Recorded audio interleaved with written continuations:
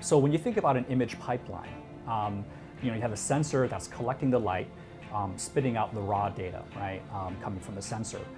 And that's not enough, right? There's some processing that needs to happen for the final image to be usable, whether it's by humans looking at the image for it to kind of make sense and appear beautiful to us, or whether it's ingested by a downstream computer vision algorithm that's doing object detection or lane detection for autonomous vehicles.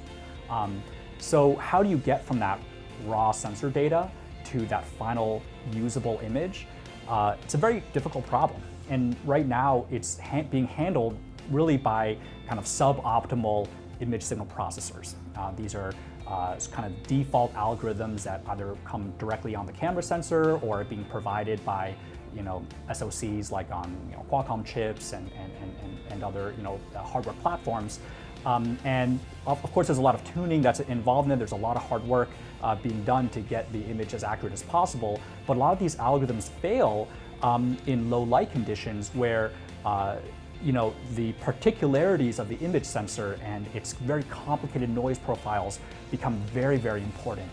And the traditional algorithms just aren't adaptive enough, and they're not sophisticated enough to be able to handle the kind of specific characteristics of each individual sensor in the best way.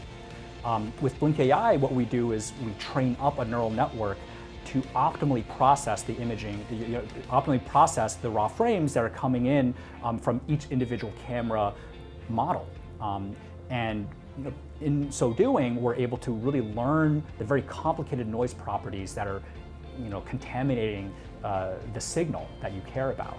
And we're also able to disentangle the noise from the signal with that understanding, such that our output is a much clearer version of the image compared with what's out there right now. The manufacturing process and even the design of every camera model is slightly different, or very different.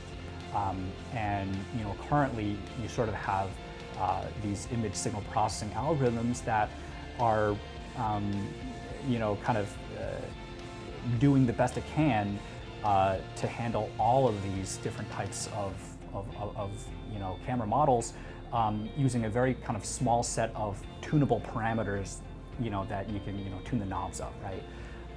And there just isn't enough flexibility in the algorithms that are currently on these image signal processing chips to be able to accurately image at night when it's really, really dark. And so when we use a neural network algorithm that's not just tens or hundreds of knobs, but hundreds of thousands of knobs, we're able to be far more flexible in terms of processing optimally the raw data that is coming in from the sensor. And so part of our competitive advantage is really being able to hone in on the particularities of individual camera models to optimally do the processing.